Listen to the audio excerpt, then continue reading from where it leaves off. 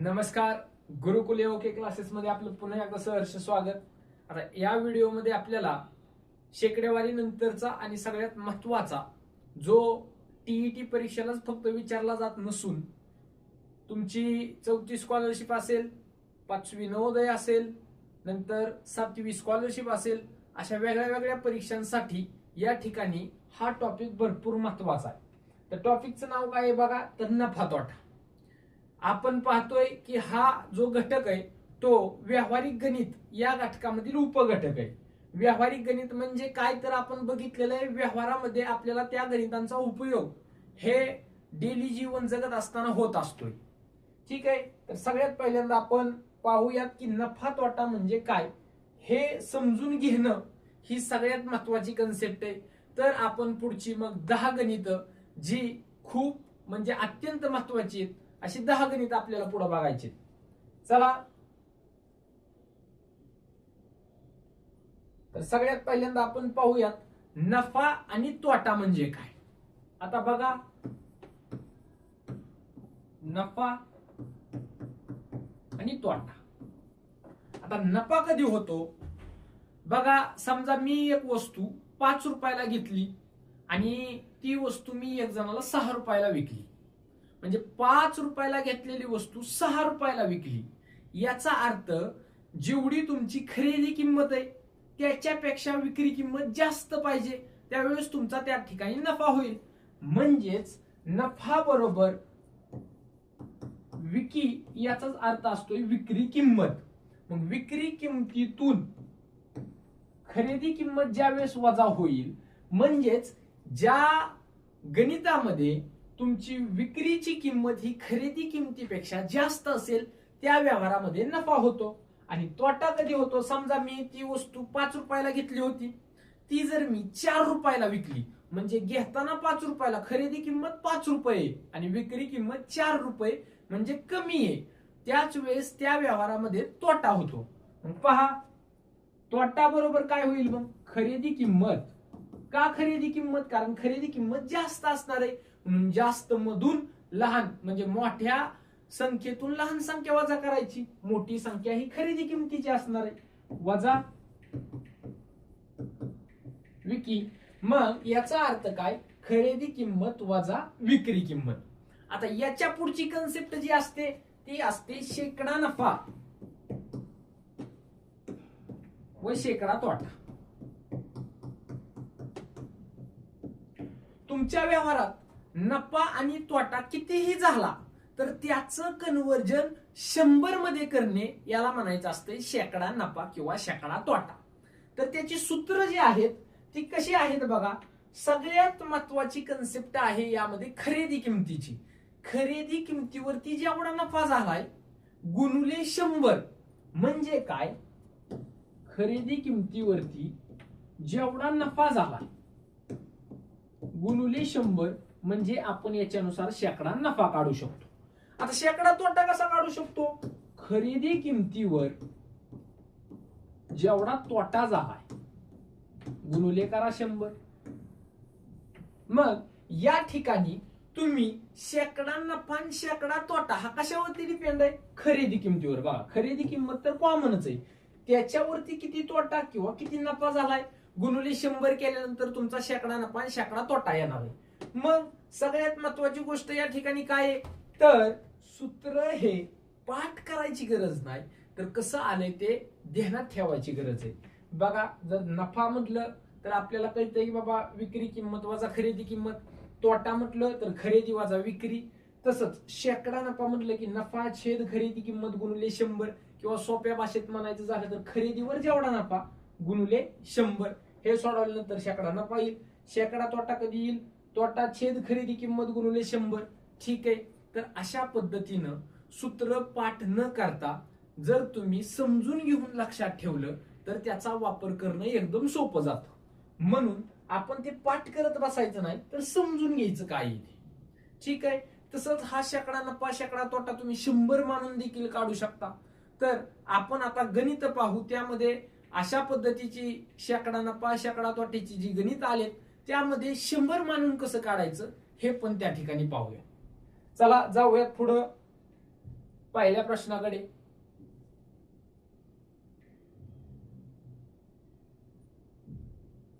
बघा काय म्हणलंय, एका बॅगची किंमत 1500 रुपये आहे.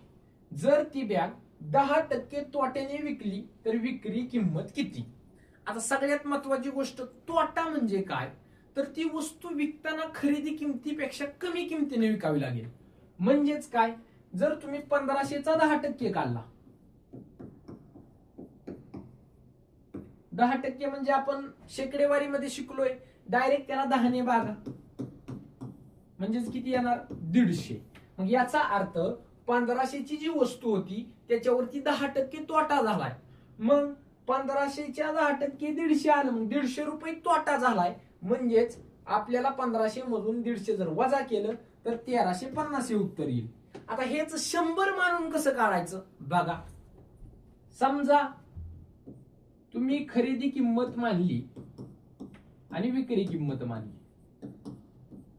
बघा आता कसं करायचं, 10% तोटा झालाय म्हणजे खरेदी तुम्ही माना 100 रुपये. जर खरेदी 100 रुपये मानली तर विक्री किती असेल, 10% तोटा आहे म्हटल्यानंतर निश्चितच असेल 90. ओके, मग ही जी तुमची किंमत आहे ती काय आहे, एका बॅगची किंमत 1500 रुपये आहे. म्हणजे बॅग घेताना किती रुपयाला घेतली, 1500 रुपयाला. मग ती खरेदीच्या खाली मांडायची का विक्रीच्या, तर निश्चितच खरेदीच्या खाली मांडावं लागेल. तर 1500ची वस्तू एक्स करा, तिरका गुणाकार, 1500 गुणुले तिरका गुणाकार केल्यानंतर 90 येईल, भागिले 100 गुणुले एक्स. आता 100चा आणि एक्सचा गुणाकार 100 एक्स येईल, म्हणून एक्स ची व्हॅल्यू काढायची, 100 यांना भागिले येऊन इथं. मग 1 2 1 2 15 9 135 आणि वरचा 0 म्हणजे 1350 रुपयाला ती वस्तू विकावी लागेल. म्हणजेच आपला पर्याय तोच आलेला आहे. कसंही काढा फरक पडत नाही, तुम्ही कोणतीही कन्सेप्ट त्या ठिकाणी वापरा, फक्त ती योग्य असणं गरजेचं आहे. तुमच्या पद्धतीने कसंही उत्तर काढा, फक्त ती योग्य पद्धत असणं गरजेचं आहे. चला जाऊयात पुढच्या प्रश्नाकडे.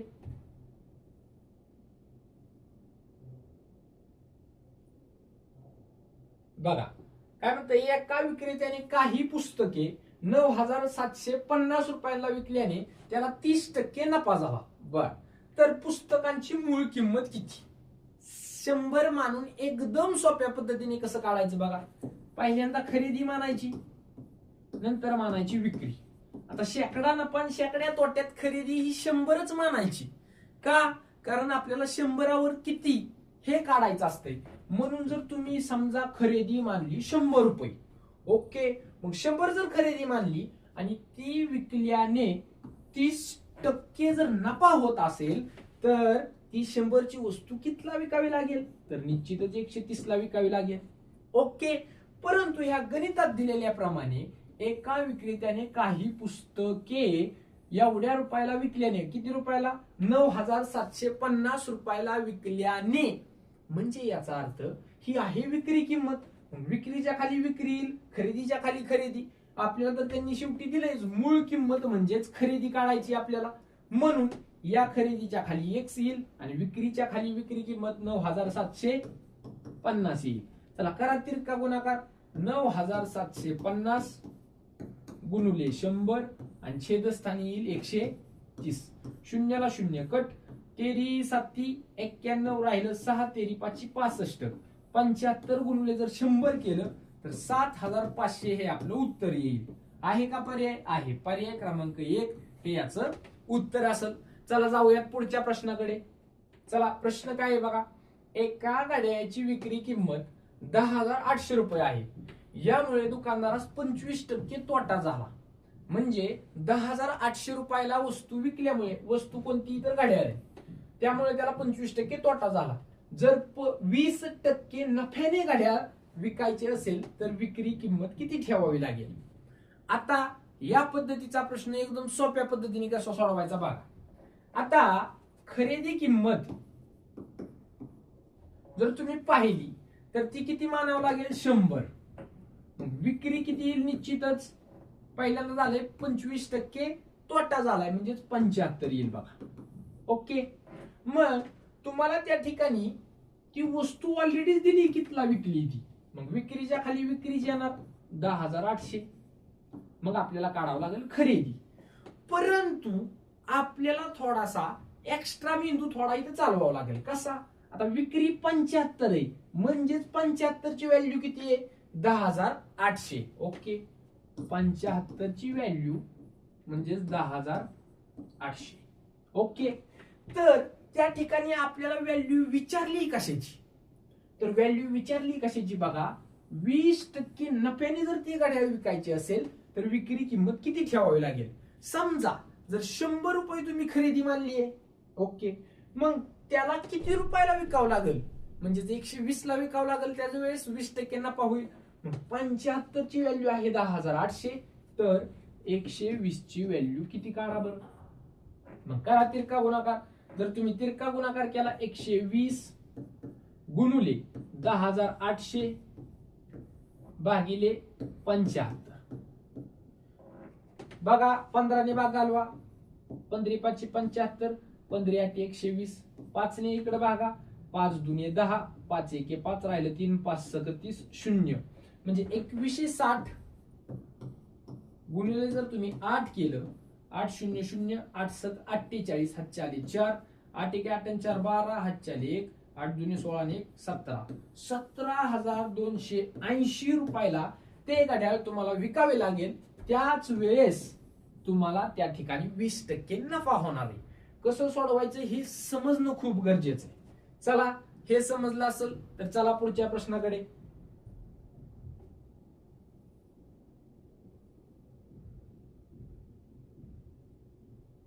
बघा, एक मिक्सर 12% नफ्याने विकण्याऐवजी 23% नफ्याने विकला तर दुकानदारास 143 रुपये जास्त मिळाले.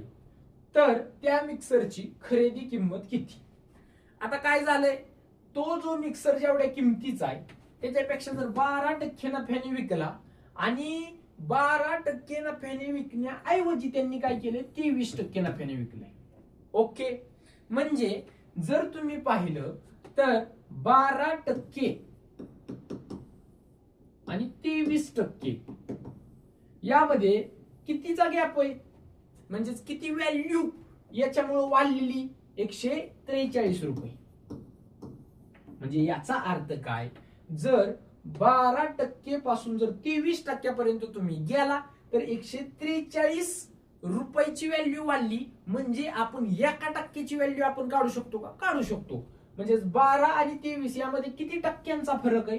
तर 11%. मग 11%चा फरक म्हणजे 143. म्हणजे 143 भागिले जर 11 केलं तर 1% म्हणजे 1%ची व्हॅल्यू निघेल. 11 1 11, 11 3 33.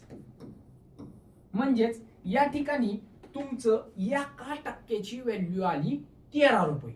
मग ती वस्तू 100% असणार आहे. आणि बघा ना, ज्यावेळेस आपण 100 खरेदी मानतोय त्याच वेळेस 12% नफ्याने म्हणजे 100च करतोय 112.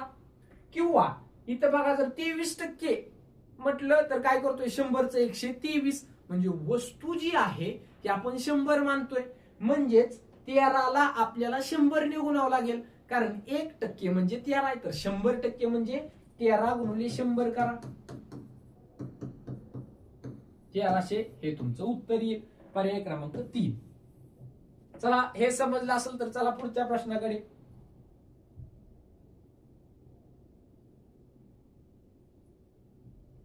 बघा काय, एक वस्तू 720 रुपयाला विकल्याने विक्रीच्या 1/9 तोटा होतो, तर शेकडा तोटा किती? आता सगळ्यात पहिली गोष्ट आहे, त्यांनी दिलंय त्यानुसार करूयात. 720 रुपयाला विकली आणि विक्रीच्याच 1/9 तोटा सांगितलाय त्यांनी. म्हणजे विक्री आहे 720, त्याचा 1/9 किती येईल? 9 1 9, 9 8 72, 80, 80 1 80. म्हणजेच याचा अर्थ काय आहे, तर 720 रुपयाला विकल्याने किती रुपये तोटा झाला? एवढा रुपये तोटा झाला. आता साधं लॉजिक आहे, 720 रुपयाला विकल्यावर 80 रुपये तोटा होतोय. वस्तू कितीची असेल? 800ची. बघा ना, 800ची असेल तरच 720 ला विकल्यावर 80 रुपये तोटा होणार आहे.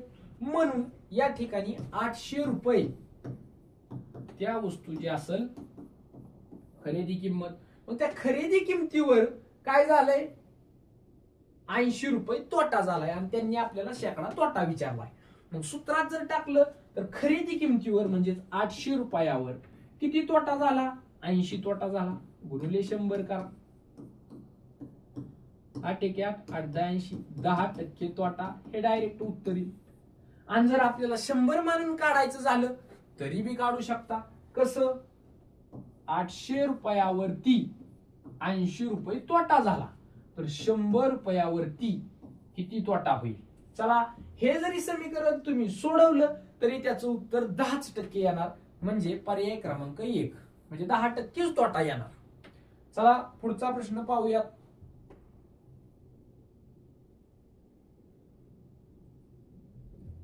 हा भरपूर IMP क्वेश्चन आहे बघा, खूप महत्वाचा प्रश्न आहे हा. तर मी तुम्हाला एकदम सोप्या भाषेत सांगतो कसा सोडवायचा असतो. भरपूर जणांचं कन्फ्युजन होत असतं या प्रश्नामध्ये. 12 पंख्यांची विक्री किंमत बघा, 12 पंख्यांची विक्री ही 15 पंख्यांच्या खरेदी एवढी, 15 पंख्यांच्या खरेदी एवढी आहे.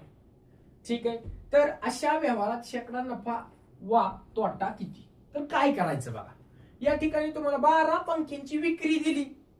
मग तुम्ही काय करायचं, ₹12, बघा मी काय म्हणतोय ते खूप महत्वाचं आहे. डायरेक्ट हे घ्यायचे ₹12 आणि ही जी खरेदी किंमत आहे ही लिहायची.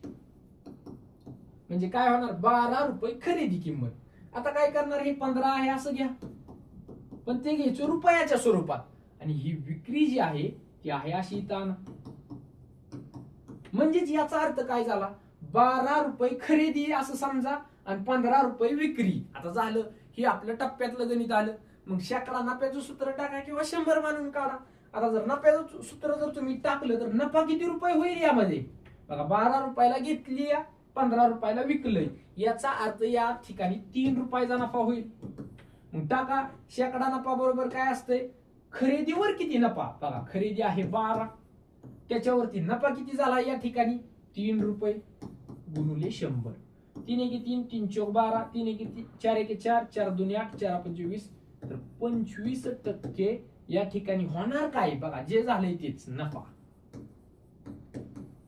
खूप महत्वाचा प्रश्न आहे. पर्याय क्रमांक 2 याचं उत्तर येईल. म्हणजेच काय करायचंय, इथल्या फक्त व्हॅल्यू उलट्या करून त्यांना रुपये लावायचे.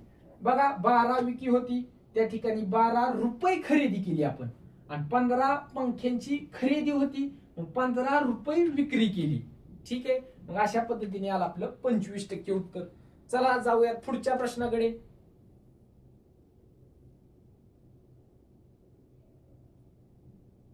बघा, 18 पुस्तके विकल्यानंतर 3 पुस्तकांच्या विक्री किमती इतका काय होतोय, नफा. तर शेकडा नफा किती. शेकडा नफा हा नफा झाल्यावरच होतो आणि शेकडा तोटा हा तोटा झाल्यानंतरच होत असतो.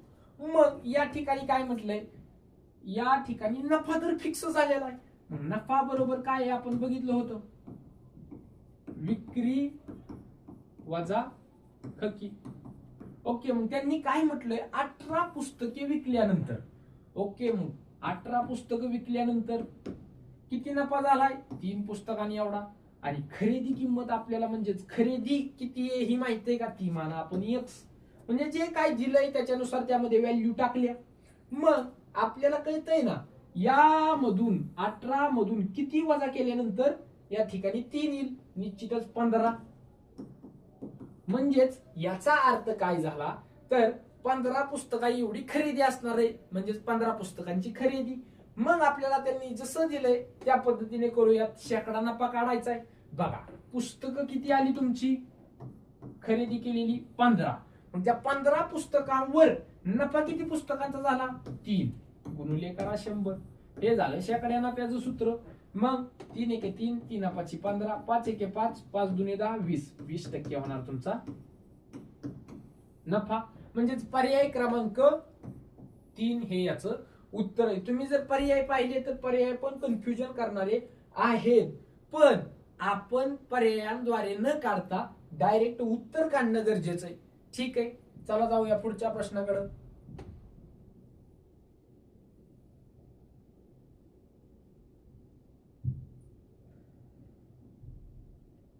पहा, हा पण भरपूर महत्वाचा प्रश्न आहे बघा. प्रत्येक स्पर्धा परीक्षेला हा प्रश्न विचारला जातोय. तुम्ही जर पाठीमागच्या प्रश्नपत्रिका चाळल्या तर अशा पद्धतीचा प्रश्न तुम्हाला आलेला त्या ठिकाणी पाहायला मिळेल. एक वस्तू 85 रुपयाला विकल्याने जेवढा तोटा होतो त्या तोट्याच्या तिप्पट नफा ती वस्तू 225 रुपयांना विकल्यावर होतो. तर खरेदी किंमत या ठिकाणी आपल्याला काढायची. एकदम सोपं असतं बघा. खरेदी किंमत काहीतरी असणार आहे आपल्याला माहिती आहे का? अजिबात माहित नाही. परंतु खरेदीपेक्षा जर जास्त किमतीने विकला असेल तर नफा होईल आणि खरेदीपेक्षा जर कमी किमतीने विकला असेल तर या ठिकाणी निश्चितच काय झालेलं असेल? तोटा. ओके. मग त्यांनी काय म्हणलंय? 85 रुपयाला विकल्याने जेवढा तोटा होतो. मग जर 85 रुपयाला जर ती विकलेला असेल तर काय झाला इथं? तोटा. ओके. आणि ती जर 225 रुपयाला विकलं तर काय होतोय? तिप्पट नफा. म्हणजे 225 ही व्हॅल्यू या ठिकाणी असेल. का? कारण 225 ला विकल्यावर काहीतरी नफा होतोय आणि 85 रुपयाला विकल्यावर काहीतरी तोटा होतोय. मग आता त्यांची तुलना त्यांनी कशी केली? 85 रुपयाला विकल्याने जेवढा तोटा होतो म्हणजे ही समजा तोटा आहे. मग 85 रुपयाला विकल्याने जेवढा तोटा माहिती आहे का? नाही. एक्स माना. ओके. आणि जर तीच वस्तू 225 रुपयाला विकली तर काय होतोय? तिप्पट नफा होतोय. कशाच्या? तोट्याच्या तिप्पट नफा.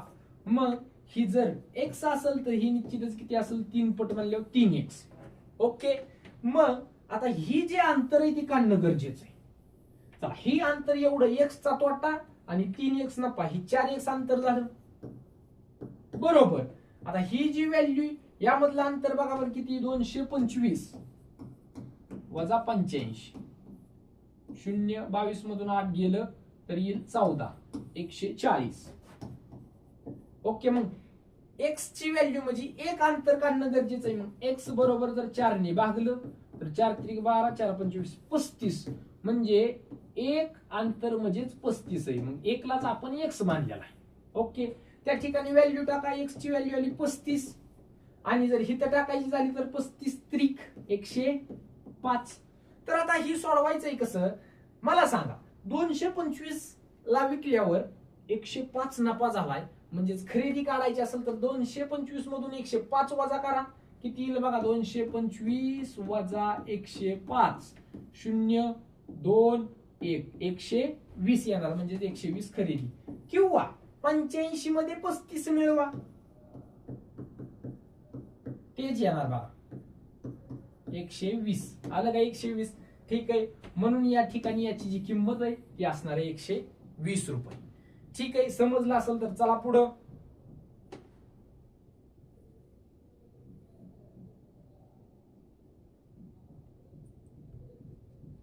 बघा काय म्हणलंय? गौरवने 400 रुपयांची साखर खरेदी केली. ओके. 400 रुपयाला काहीतरी साखर घेतली त्याने. बर. जर त्याने 3/4 साखर, आता 3/4 या शब्दाचा अर्थ कळणं गरजेचं आहे. 3/4 म्हणजे असते 3/4. बर. 3/4 साखर 10% तोट्याने. बर. म्हणजे 400 रुपयाची जी साखर आहे त्याचा 3/4 भाग काढा. 100 गुणिले 3 केलं म्हणजेच 300 येईल. म्हणजे जी 300 रुपयाला त्यांनी जी साखर घेतली होती त्यात त्यांनी 10% तोट्याने विकली. म्हणजे 300चा 10% किती? आपण माहितीये 10% जर काढायचं म्हणलं तर त्याला डायरेक्ट 10 ने भागा.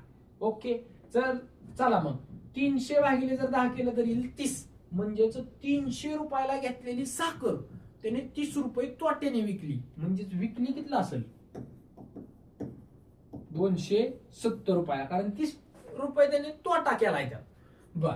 आणि उरलेली साखर जी आहे, आता उरली किती रुपयाची साखर? 300 रुपयाची. आपण तर त्यांनी 300 रुपये मध्ये 10%चा तोटा केला. म्हणजेच राहिली 100 रुपयाची साखर आणि त्यात त्यांनी काय केलाय? 10% नफा केलाय. ओके. मग 100ची साखर आहे, 10% नफा आहे. कितीला विकली असेल? 110 ला. ओके. ती 110 टोटल यांची जर बेरीज केली तर 380 रुपयाला त्यांनी सगळी साखर विकली. पण घेतली किती रुपया? 400. म्हणून त्यांनी काय म्हणलंय तर सरते शेवटी गौरवला किती टक्के नफा किंवा तोटा झाला. आता 400 ला त्यांनी सगळी साखर घेतली आणि विकली 380 लाच. पहिली गोष्ट आहे नफा होईल का तोटा, तर आपल्याला लगेच कळतंय तोटा झालेला असेल. मग आता किती टक्के काढायचा आहे, मग मला सांगा. आपलं जी तोट्याचं सूत्र आहे शेकडा तोटा काढायचं ते काय आहे, जेवढा तोटा झालाय छेद खरेदी किंमत गुणुले 100. म्हणजेच 400 रुपयाच्या खरेदी किमतीवर त्या ठिकाणी तोटा किती झाला, 20 रुपये गुणुले 100. 4 एके 4 4 25 5% तोटा आहे का पर्याय आहे, पहिलाच पर्याय आहे. चला तर पाहूया पुढचा प्रश्न.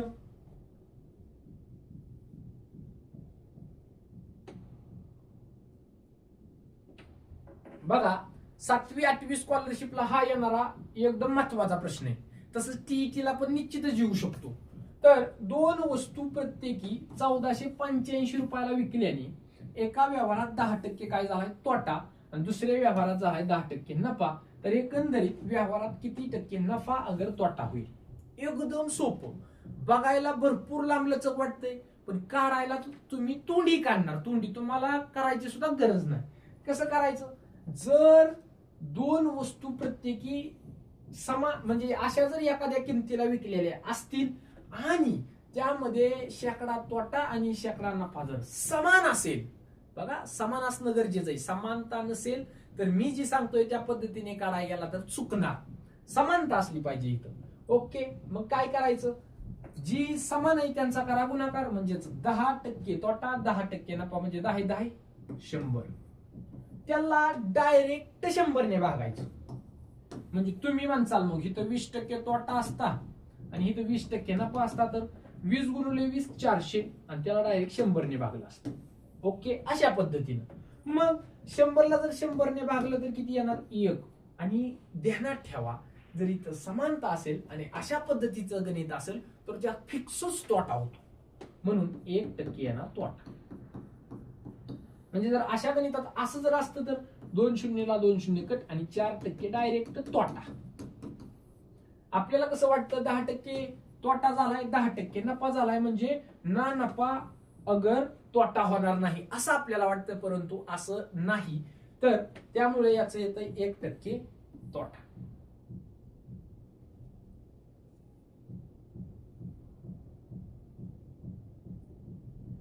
तर अशा पद्धतीने आपण शेकडेवारी घटकावरील एकदम अतिमहत्वाची, हे फक्त टीईटीलाच उपयोगी नसून तुमच्या स्कॉलरशिप असेल म्हणजे 4थी 7वी स्कॉलरशिप असेल, 5वी नवोदय सातारा सैनिक असेल, अशा सगळ्याच स्पर्धा परीक्षांना या पद्धतीची जी 10 गणित आपण पाहिली ती अत्यंत उपयुक्त आहे. जर हा व्हिडिओ आवडला असेल तर नक्कीच लाईक शेअर आणि सबस्क्राईब करा. धन्यवाद.